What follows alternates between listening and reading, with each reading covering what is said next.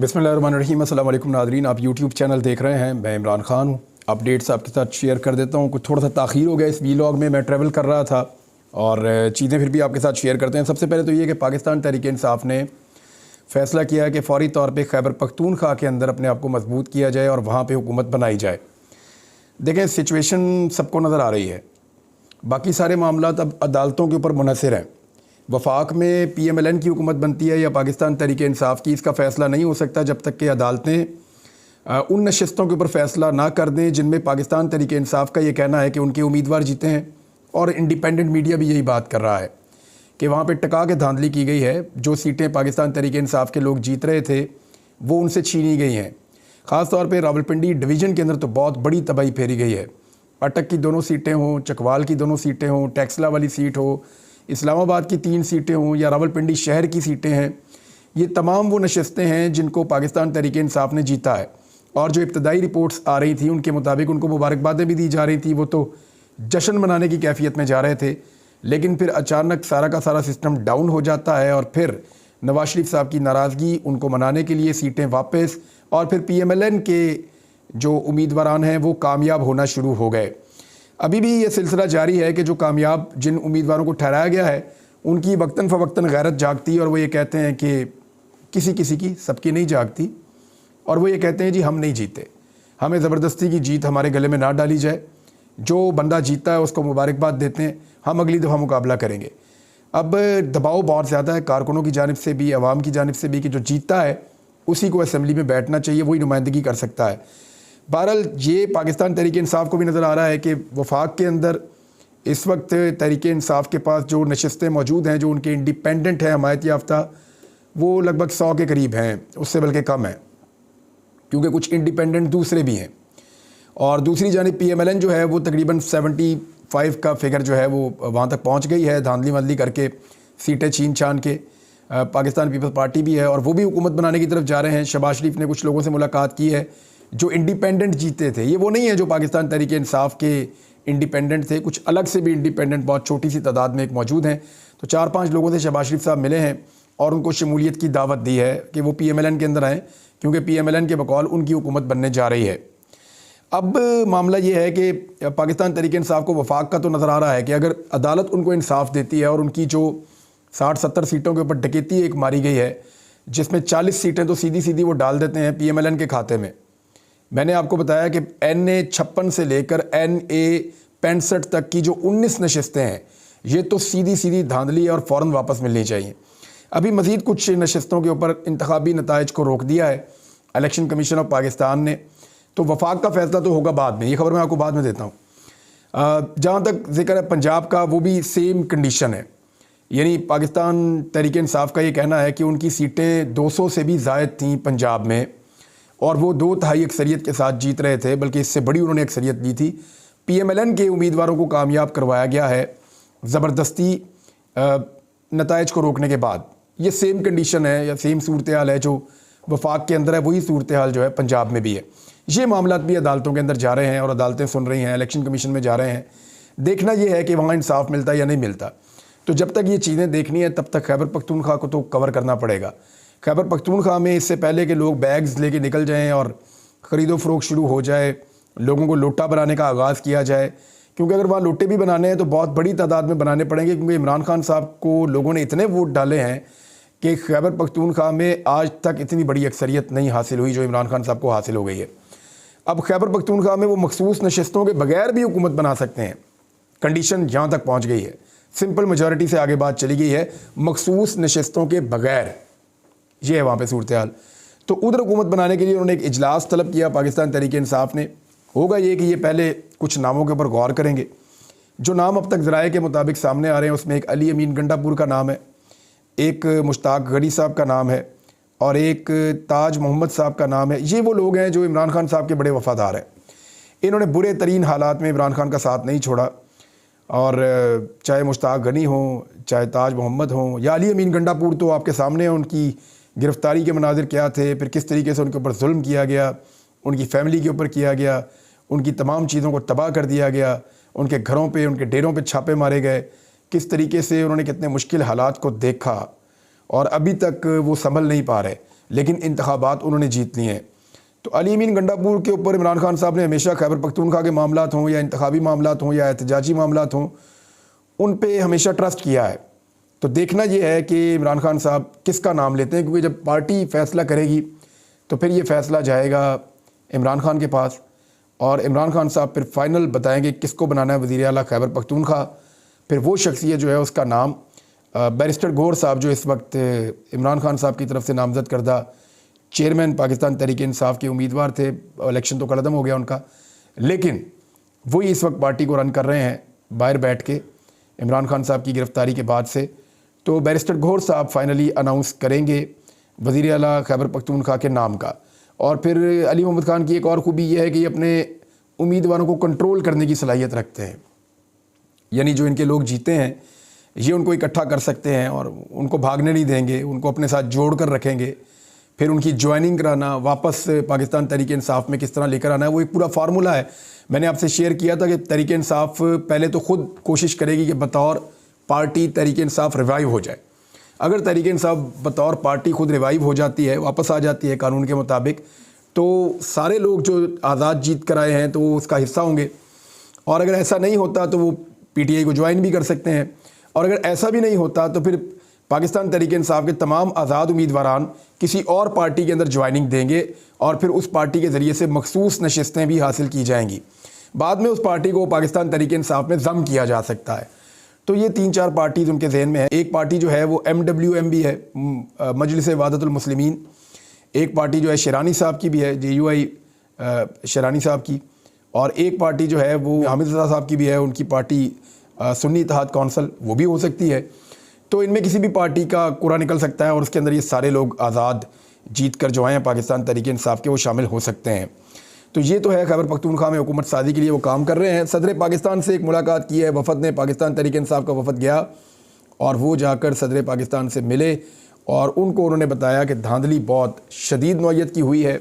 सारी तफसीलात उन्होंने शेयर की। ये रऊफ़ हसन साहब गए थे और उमैर नियाज़ी साहब गए थे सदर मुमलिकत को मिलने के लिए, और सदर मुमलिकत की जानिब से यानी उनके दफ्तर की जानिब से एक प्रेस रिलीज़ भी जारी की गई है और उसमें बताया गया है कि किस तरह यानी उनको आगाह किया गया कि बल्ले का निशान छीन लिया, उम्मीदवारों को अगवा किया गया, पार्टी को दबाने के लिए क्या कुछ किया गया, गिरफ्तारियाँ की गई और इसके बावजूद इंतखाबात में कामयाबी नहीं मिली और पाकिस्तान तहरीक इंसाफ जो है वो एक सबसे बड़ी पार्टी के तौर पर सामने आई क्योंकि अवाम ने उनके ऊपर एतमाद किया है।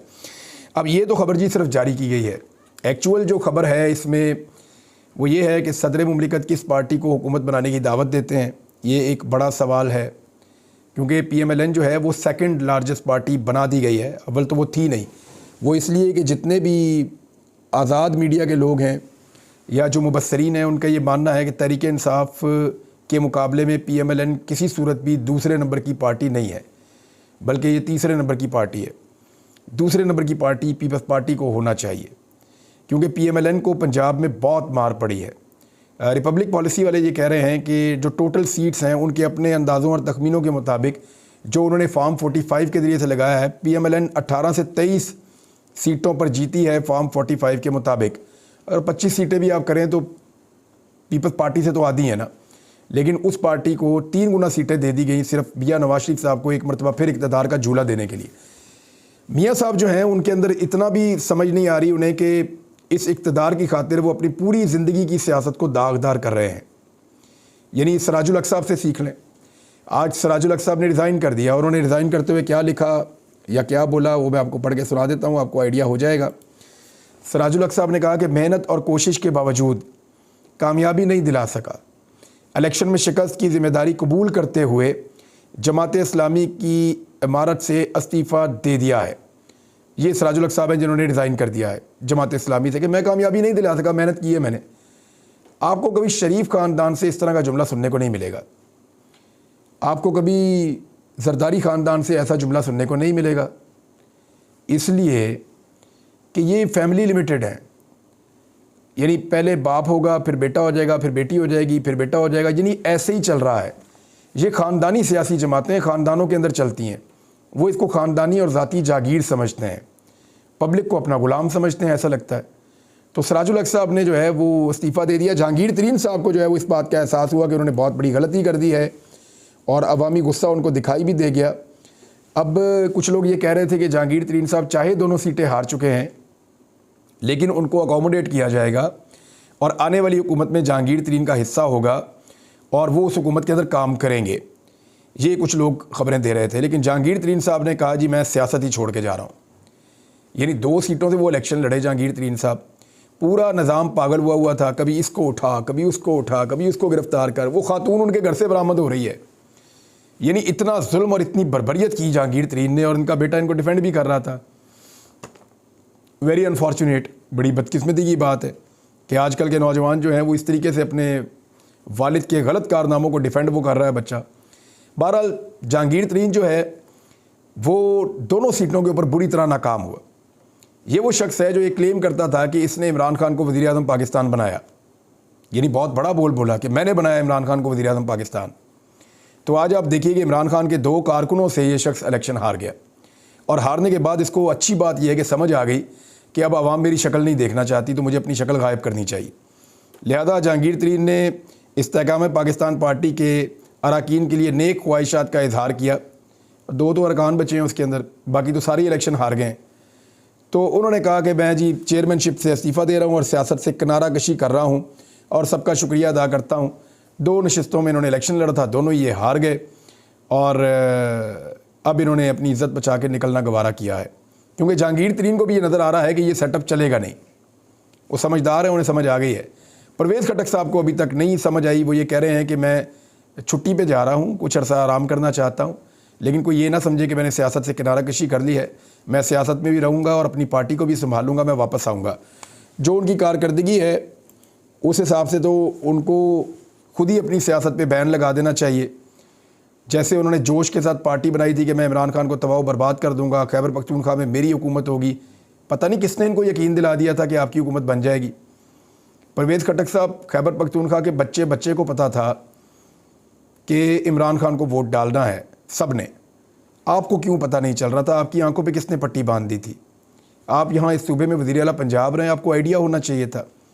लेकिन परवेज़ खटक साहब को आइडिया नहीं हुआ, उसी तरह जैसे नवाज शरीफ साहब को नहीं होता कि पाकिस्तानी उनके बारे में क्या सोच रहे हैं। मुझे तो लगता है नवाज शरीफ को एक घेरा डाला हुआ है चंद लोगों ने, और वो उनकी तारीफ़ें करते रहते हैं और उन्हें वो बातें बताते ही नहीं है जो पब्लिक उनके बारे में सोच रही है। मियाँ साहब बुरी तरह इलेक्शन में पिटे हैं, उनकी सारी सीटें छिन गई हैं, उनकी मकबूलियत ख़त्म हो गई है। फैसलाबाद हार गए, जंग हार गए, रावलपिंडी हार गए, इस्लामाबाद हार गए। जितने डिवीजन के अंदर उनकी मकबूलियत थी, गुजरांवाला में मार पड़ी, हाफजाबाद में मार पड़ी, लाहौर में बहुत मार पड़ी है। अभी जो लेटेस्ट सूरत हाल है वो आप देख लीजिए ना कि कितने हलकों के अंदर जो है वो दोबारा से इलेक्शन के नताइज रोक दिए गए हैं। कौमी और सूबाई असम्बली की मज़ीद 27 नशिस्तों के हतमी नताइज रोक दिए गए हैं। इससे पहले भी रोके गए थे, ये भी रोक दिए गए हैं। और पंजाब के अंदर भी, सिंध के अंदर भी, बलूचिस्तान के अंदर भी हर तरफ चैलेंज कर दिया है पाकिस्तान तहरीक इंसाफ के लोगों ने। सारी तफसीलात मौजूद हैं कि टोबा टेक सिंह से, रावलपिंडी से, लाहौर से, झेलम से, मंडी बहाउद्दीन से, हर जगह से, खुशाब से इंतखाबी नताइज जारी करने से रोक दिया गया है इलेक्शन कमीशन ऑफ पाकिस्तान को।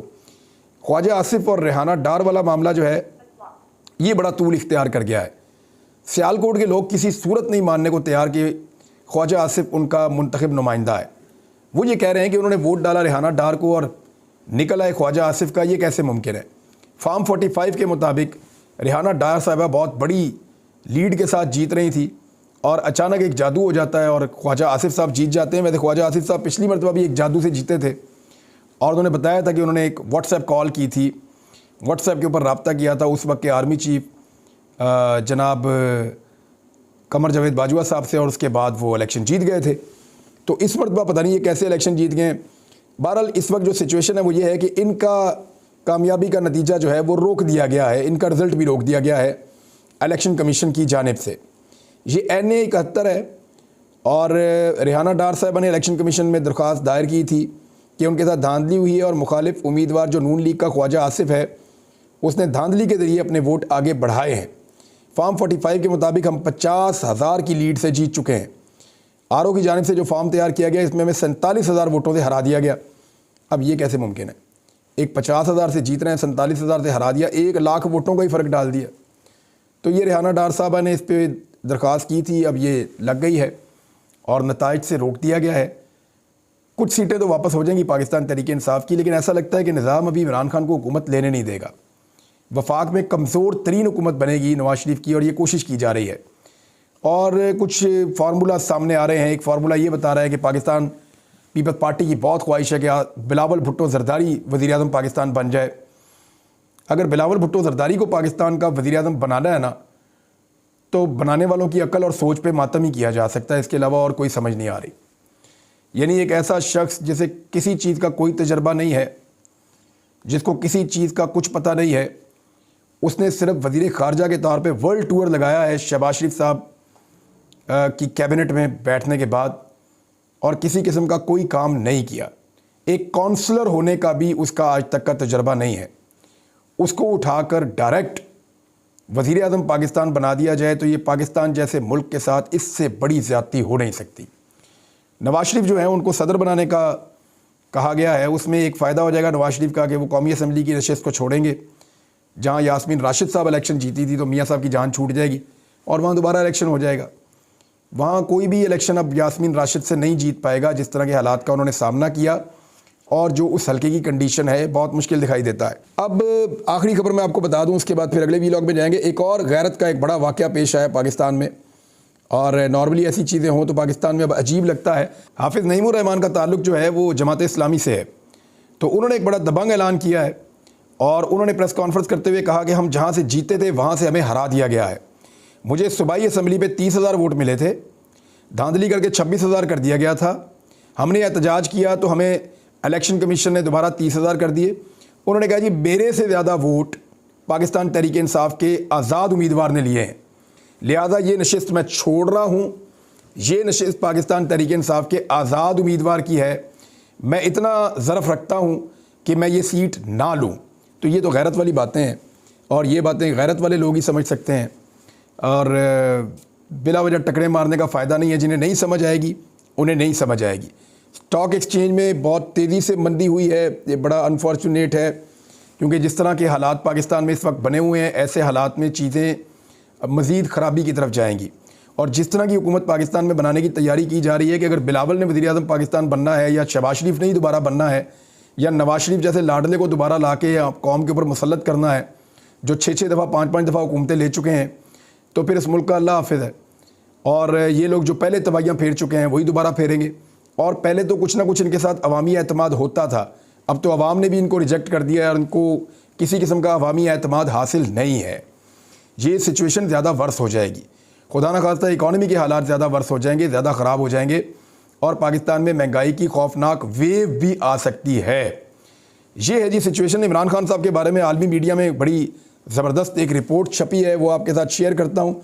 लेकिन बुरी खबर ये है कि बिजली की कीमतों में एक मरतबा फिर इजाफ़ा कर दिया गया है, और यानी अगले 3 माह के लिए बिजली की कीमत में 4 रुपये 40 पैसे का इजाफ़ा मुतवक्के है। और वो कह दिया गया कि जी ये इजाफ़ा कर दिया जाए बिजली की कीमत में। निगरान हुकूमत है, जाते जाते एक और टीका लगा जाएगी पाकिस्तानियों को। और पाकिस्तानियों को तो बार बार ऐसा टीका लगा है गुज़िश्ता 2 साल में कि पाकिस्तानियों की कमर ही सीधी नहीं हो रही, और पाकिस्तानियों ने अपना फ़ैसला जो सुनाया वो फ़ैसला सुनने से भी इनकार कर दिया, कानों में उंगलियां ठूंस कर पाकिस्तान के निज़ाम ने। लेकिन मेरे ख़्याल में ये ज़्यादा देर चलेगा नहीं। अल्टीमेटली पाकिस्तान की आवाम के सामने सरेंडर करना पड़ेगा, और यही पाकिस्तान के आगे बढ़ने का रास्ता है। अब तक के लिए इतना ही। अपना ख्याल रखिएगा, अपने इस चैनल का भी। अल्लाह हाफ़िज़।